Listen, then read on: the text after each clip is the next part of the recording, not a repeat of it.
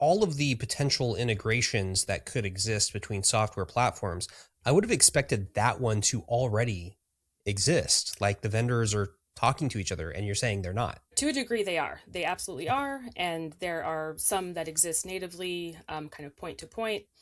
But one of the reasons that I believe this ecosystem is kind of changing is we actually have more and more point solutions and opportunities to leverage different software tools than we ever did in the past. And it's becoming a little bit unrealistic and frankly unfair to expect from your average MES provider to be able to build integrations to all of these different tools. Hello, everyone, and welcome to the Altium OnTrack Podcast. I'm your host, Zach Peterson. Today, we're talking with Lucy Hoag, founder and CEO of Violet. One of the folks over at Octopart brought Violet and Lucy to my attention, so I'm very happy to have her on the show today. Lucy, thank you so much for being with us. Awesome to be here. Thanks for having us, Zach. Yeah, absolutely. So we've been having a lot of fun interviewing companies who are users of the Nexar API and who are creating all these really great apps that can help hardware designers be more efficient and connect their workflows and these kinds of things. So that's kind of the background of how I got introduced to you. So if you could, since you're a new guest, just tell us a bit about your background and how you got started in hardware. So my background is in astronautical engineering.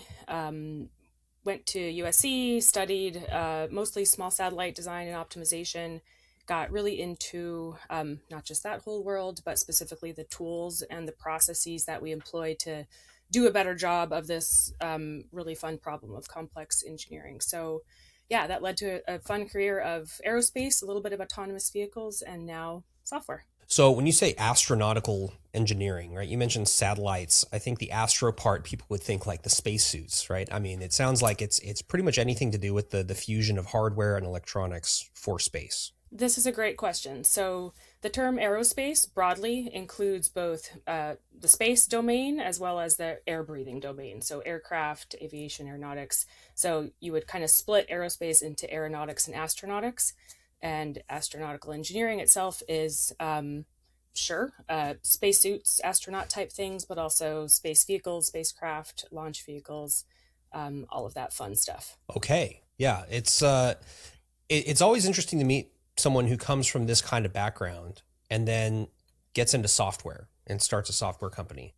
I myself, I don't consider myself a developer or anything like that, or I don't even really know too many like languages that deeply, but I'm dangerous enough with Python to do some damage. So I think it's always interesting when someone with a hardware background gets into a software company, right? Whether as a founder or working for a big company. So if you could just tell us about your company, Violet, and then what inspired you to build your product. Yeah, for sure. And if it makes you feel better, I am by no means a developer either. I'm dangerous with vibe coding, perhaps, and yeah, maybe a bit of Python and MATLAB. But I think everyone is dangerous with vibe coding. Sure, yeah, dangerous being the key word, right? Yeah. So how did this come to be? So I had a really fun career. I guess I shouldn't totally say past tense, but it was kind of hardware previously, and now I'm on the software side. Building satellites, designing, managing programs, testing, iterating, integrating, kind of all aspects of the hardware development process. And I was typically a system engineer, or TPM, technical program manager. So sort of by definition, you are managing data from all these different disciplines and subsystems and sort of reining that chaos into a single operating picture that kind of drives the program development. Best job in the world, like what could be more fun than getting to solve some super cool puzzle every day that's going to go into orbit. But pretty consistently throughout all of my separate jobs, it just became achingly clear that the software tools available at our disposal to do some of this incredibly sophisticated engineering work have just sort of been stagnant for quite a long time. There hasn't been a lot of innovation. They're, sometimes decades old, and it really does a disservice to the hardware engineering, electrical engineering, even the software engineering side, all of that goes together to build a system. And our tools are just, they're just lacking. So pretty much born out of frustration, a classic founder story. I kind of had like a last straw sort of moment, frustration and also excitement about the opportunity of, hey, you know what, I'll stop complaining and I'll just try to build it myself. And that's what Violet is. We're aiming to improve the entire way we approach hardware engineering. And that's specifically by tackling the main problem we see is connectivity to all these different software tools, disciplines, data sources, and enabling a single platform that can sort of manage that. And that is Violet. So yeah, from there I had to hire a bunch of software engineers, and the rest is history. Okay, so when you say connectivity between all these different apps, right? If you could get granular, what's a good example of lacking connectivity between different software apps? Because I feel like it exists to some extent in some select areas or some select instances, but it feels like it's always bespoke, right? It's always Yeah. a custom integration, or you have to develop your own app to do it, or you have to rely on the vendor developers to do it. Yeah, I'd say in large part, most of the tools lack any ability to talk to each other natively, and especially in a way that would be kind of feasible for your everyday mechanical engineer or program manager to be able to do themselves. So unless you go and learn how APIs work and SQL queries and ways to stitch these together yourself, there's really no kind of out of the box solution for that. So probably the best example that of something that does exist commonly is with CAD and PDM or PLM. So your mechanical CAD and electrical CAD typically get sucked in, hopefully pretty seamlessly, to your PDM or your product lifecycle management tool. And that's kind of where it stops. And so that's in a lot of senses where Violet comes in, is we, with that being one example, starting from sort of the CAD world, getting all of that data, that part and BOM metadata, into the rest of your system. And Violet acts as sort of the hub between many different spokes, such that it can be, it's not just one to one. It's no direct integrations, really. It's all kind of through the centralized middleman, so to speak, because then all of your data is structured right there in a kind of single pane of glass. Yeah, so like I said before, I'm not a software developer or anything, but I do know of a couple software tools, and what you're describing sounds kind of like Zapier. So how is it similar and how is it different? Yeah, I love that. That's exactly the example we sometimes give. 100%. There was a couple different, more popular kind of aspirational software tools and things that existed when we started Violet. Zapier being one. I don't know if you remember Mint. It was for financial systems, but it would like suck in all of your banking and credit cards. Oh yeah, yeah.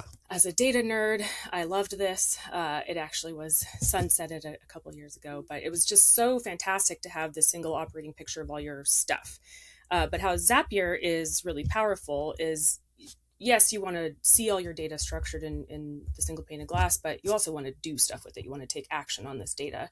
And for engineering, that's really critical. I give one common example that's really like a microcosm of this happening many different times in engineering processes. But for a satellite, you have your CAD model of the spacecraft. It's got the mass properties, surface areas, moment of inertia, center of gravity, all those things.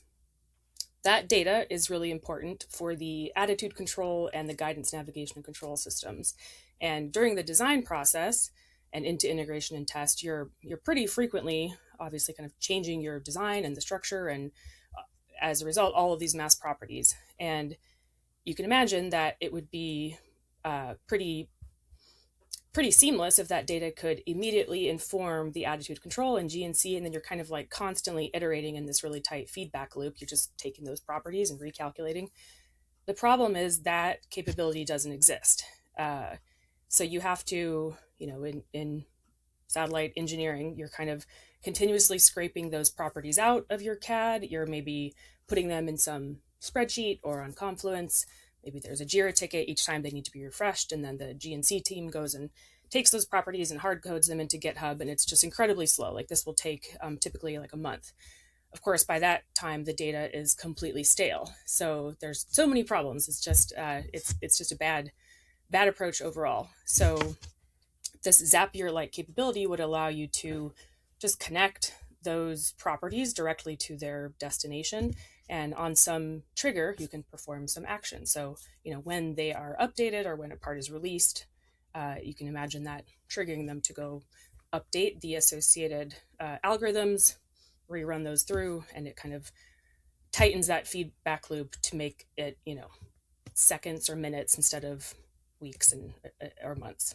Okay, that makes a lot of sense. And I can kind of see how having a middleman to kind of automatically orchestrate a lot of those tasks makes a lot of sense. Um, one thing I'm wondering here is kind of the root cause of the lack of communication between a lot of tools. Like when it's interdisciplinary engineering, I can understand why there's a lack of communication because maybe some of that fusion is so new. But one thing I often hear from other engineers who don't work in electronics, whether maybe they work in software, or maybe they work in mechanical, is they're always surprised at like the lack of uniformity in data formats until you look at manufacturing. That's definitely the case within electronics. So do you think that's one of the origins of some of the problems that you're solving, or is there something deeper than that? Well, that's a loaded question.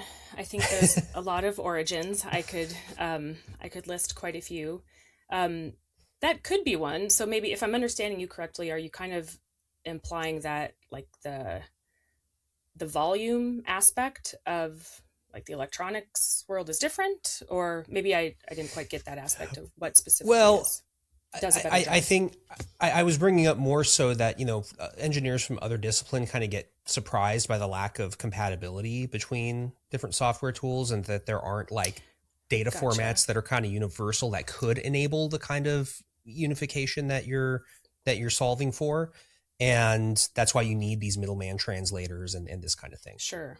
Okay. So yeah, I have various origins to answer this. In no particular order, let's start with typically these industries are pretty highly regulated. So aerospace, as an example, we have ITAR and EAR, export control regulations. So you simply can't, by definition, take advantage of most cloud-based tools.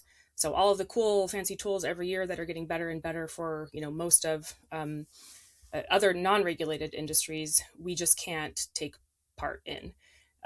So there really is this inability to there's no incentive, I guess, to really improve upon the tools.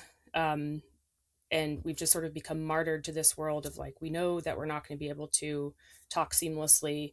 We can't take advantage of a thing like Zapier because it's sitting on a commercial cloud. So I think there's just been a lack of innovation for that reason.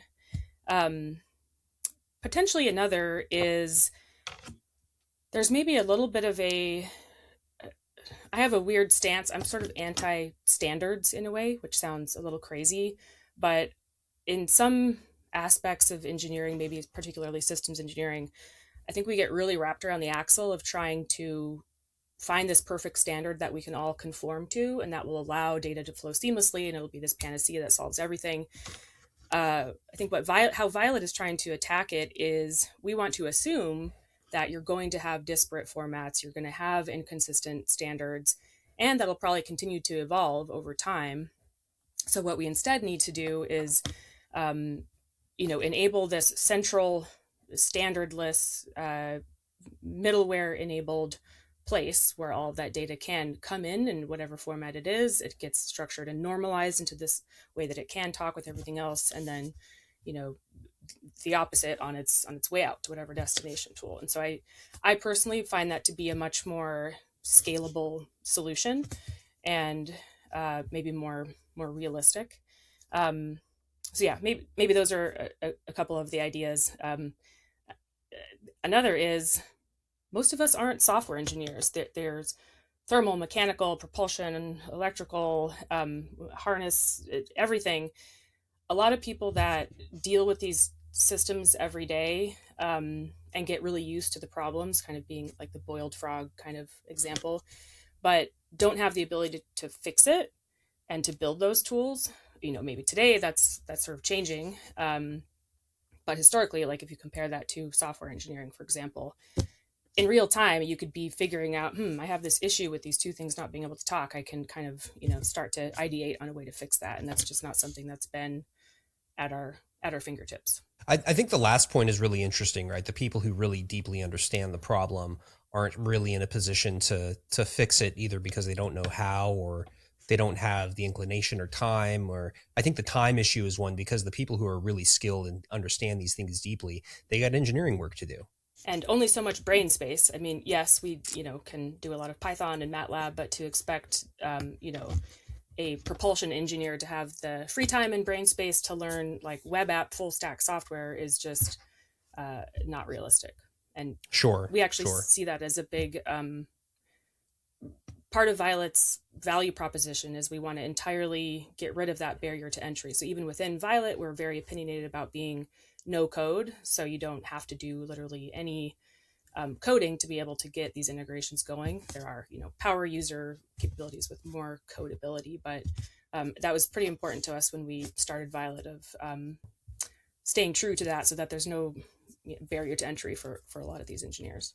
Yeah, I think that makes a lot of sense, especially because, like myself, not all engineers are masters of coding, so to speak. So I think that's a really good approach. And I know that no code is, or at least low code is kind of become a trend recently, I would say in the recent past, when it comes to building some of these SaaS platforms.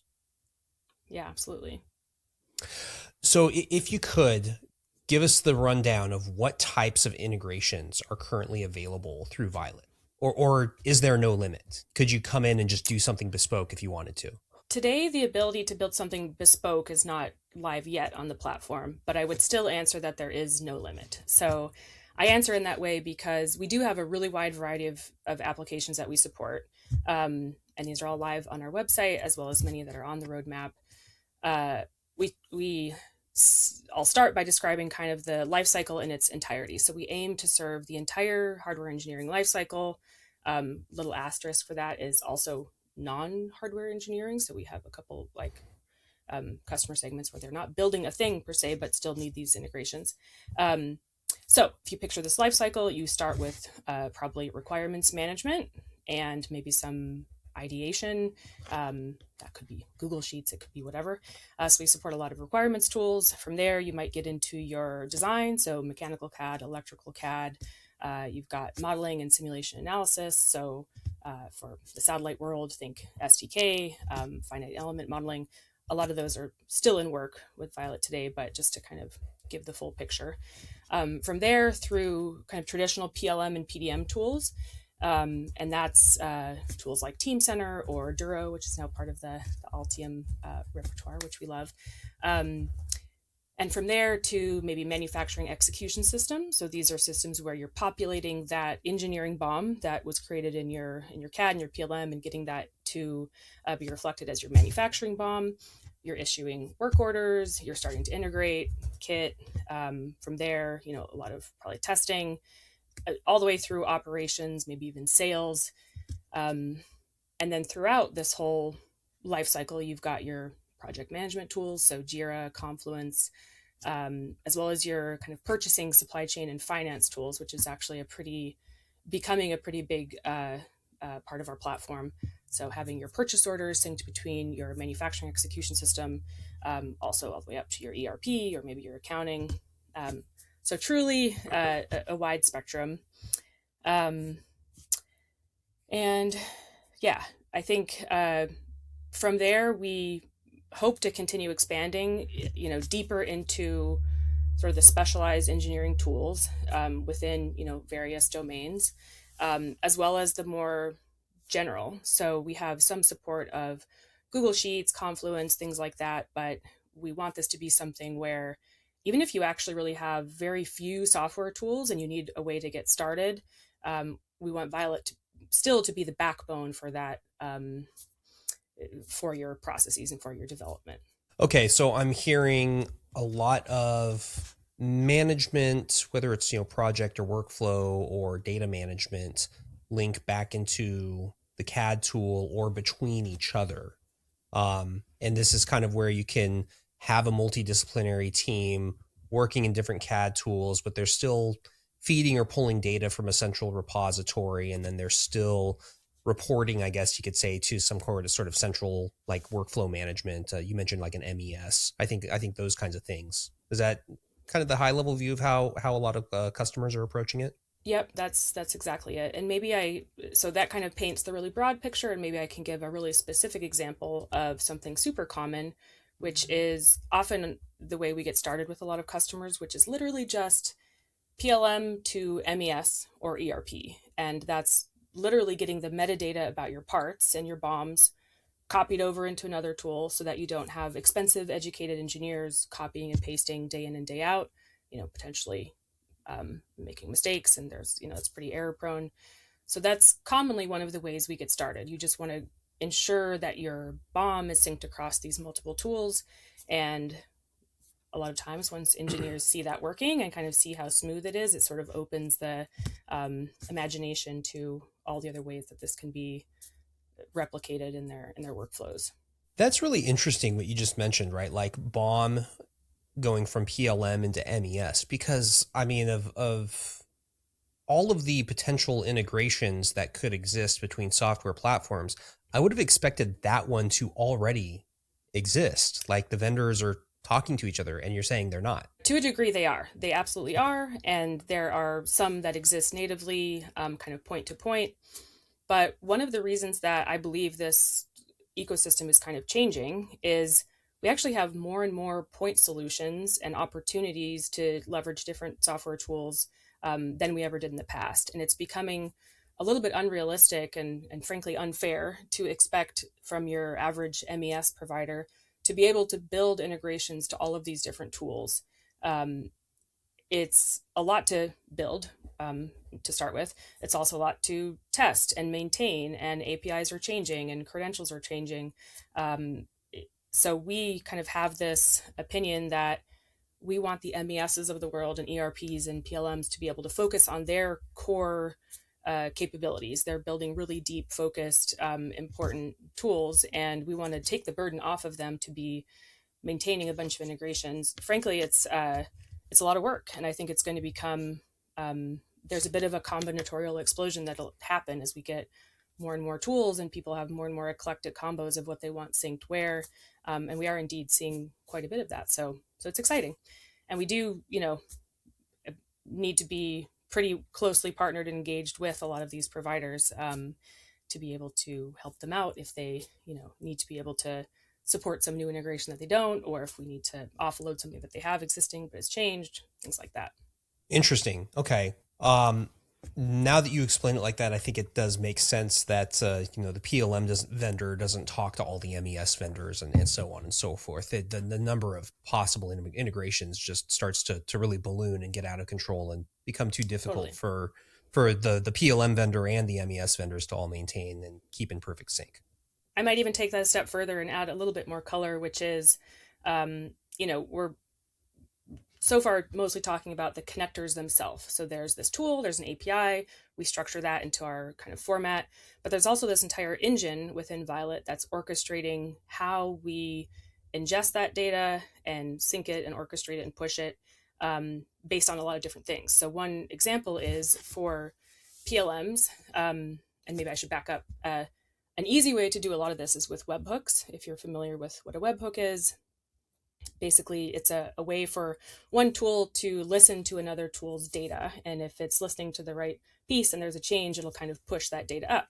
So it's great for something like Zapier or even Violet because you get those updates in real time.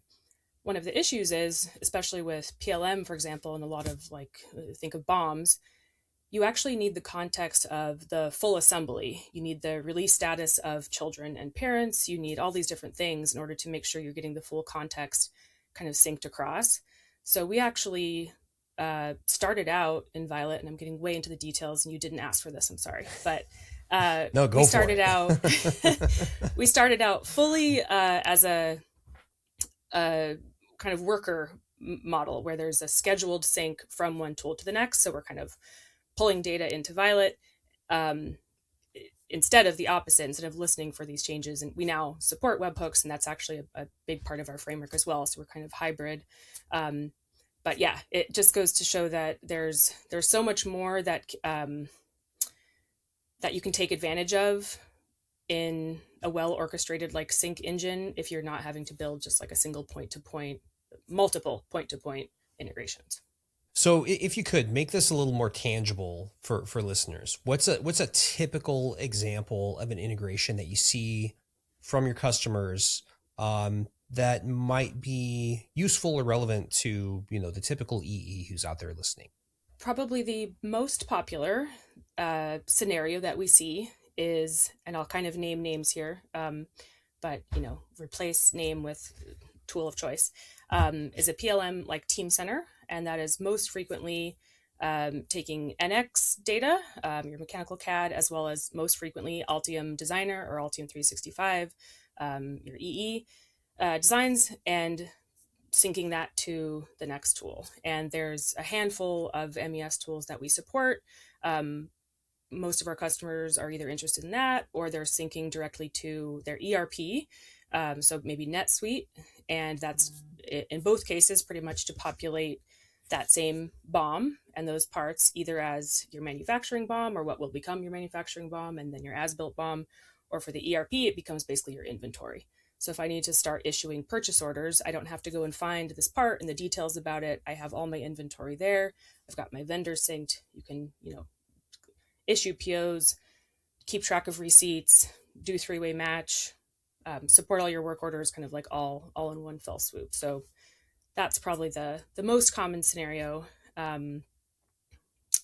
Yeah, and different new nodes are being added all the time as there's other interesting destinations that people want to sync this information to. Yeah, what you just described, there are some aspects of that, especially like order tracking, some accounting tasks, things like that, that I have sometimes wished were built into the data management platforms for PCB data, because you can at least at least through Octopart, you're able to see what's going on in the supply chain, right? You can see all the parts, you can see the prices and everything.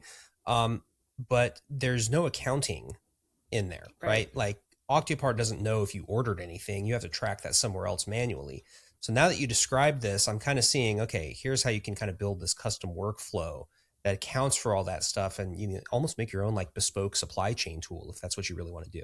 Yeah, absolutely. And you can do a lot of that. You can start to build a little MRP capability, inventory tracking, three-way match, all in Violet with the same sort of report structure, which basically says, I have all these parts and I'm identifying them all by a unique part number. And that unique part number is also referenced in these POs. It's maybe referenced in these tests, in these requirements.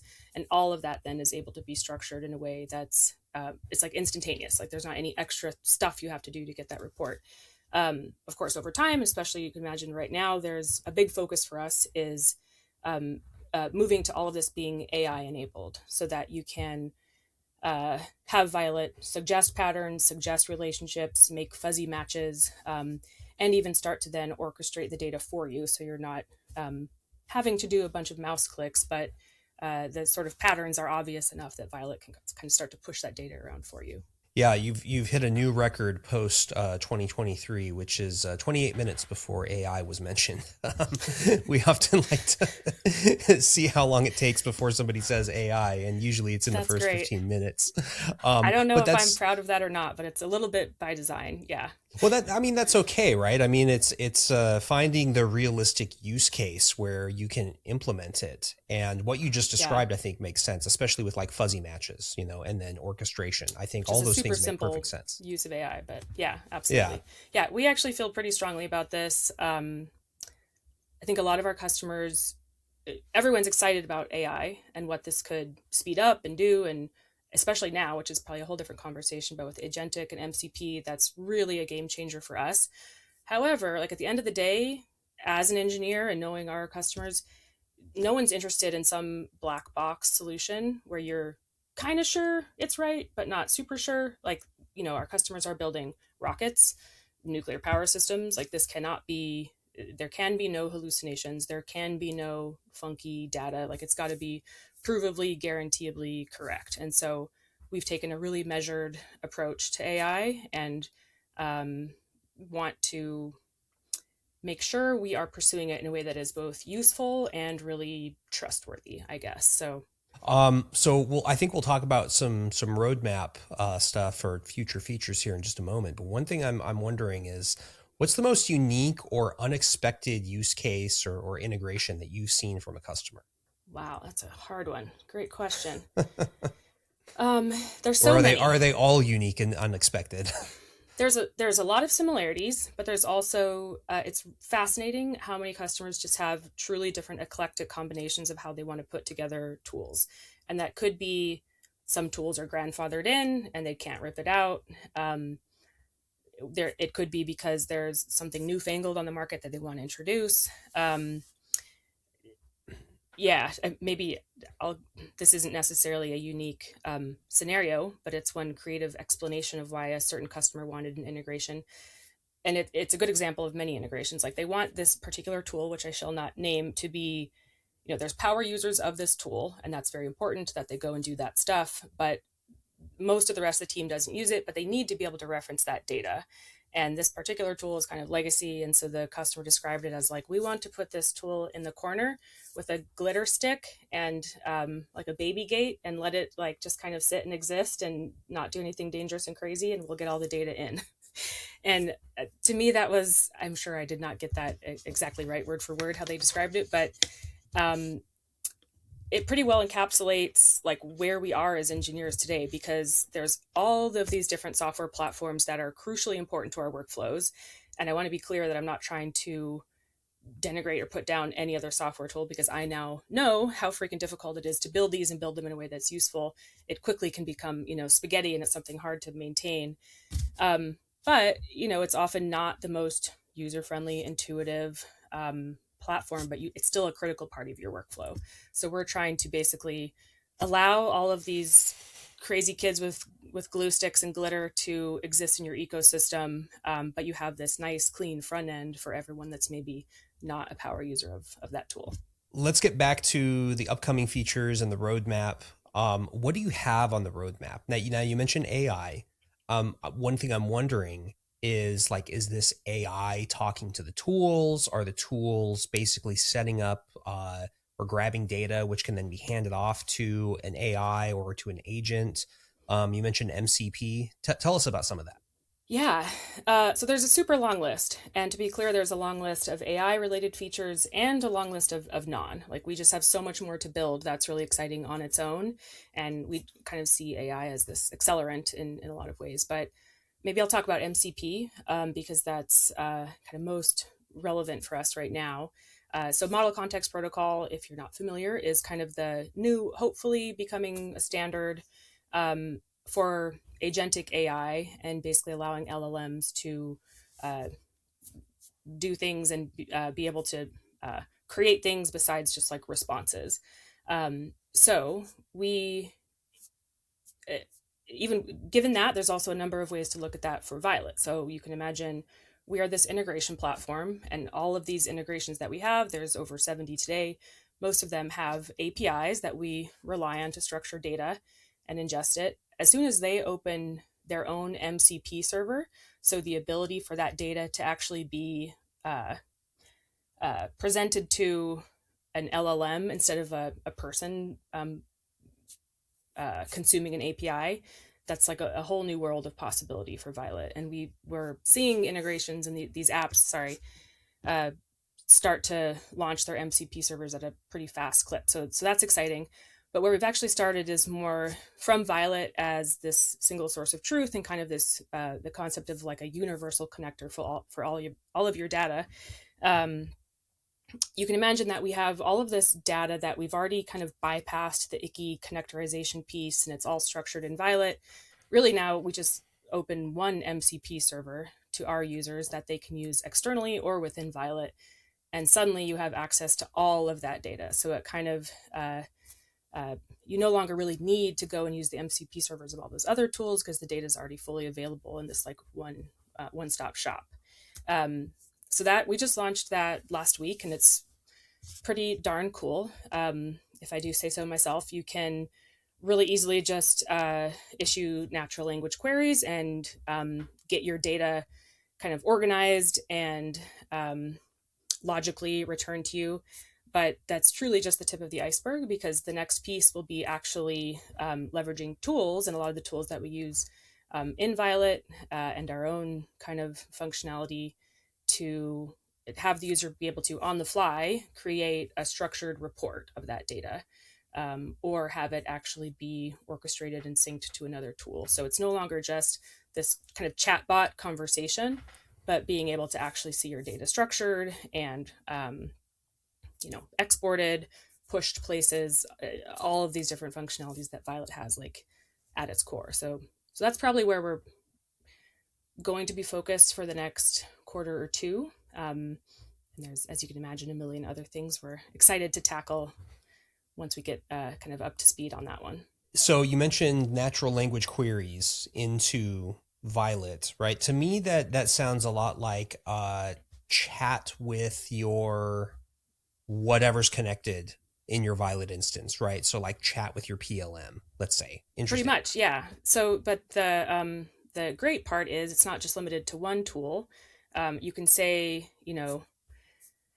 how many parts have been released in Team Center and do not have a purchase requisition issued in Ion, which is something that today you can, of course, do in Violet with a report, and you have to set up your filter and the query, and it kind of, comes back in this tabular report.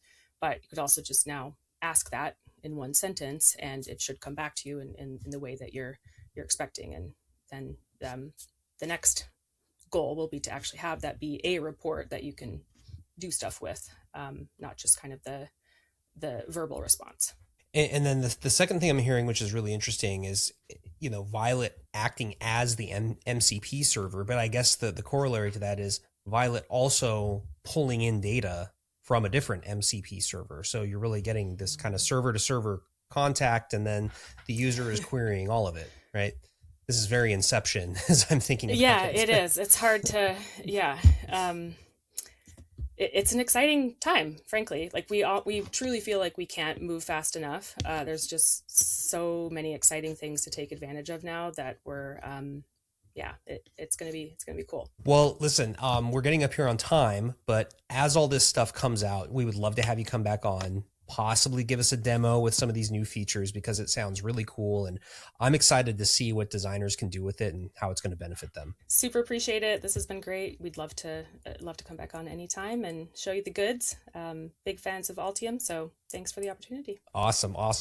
Before we wrap up, where can folks go to learn about Violet? We are at violetlabs.com.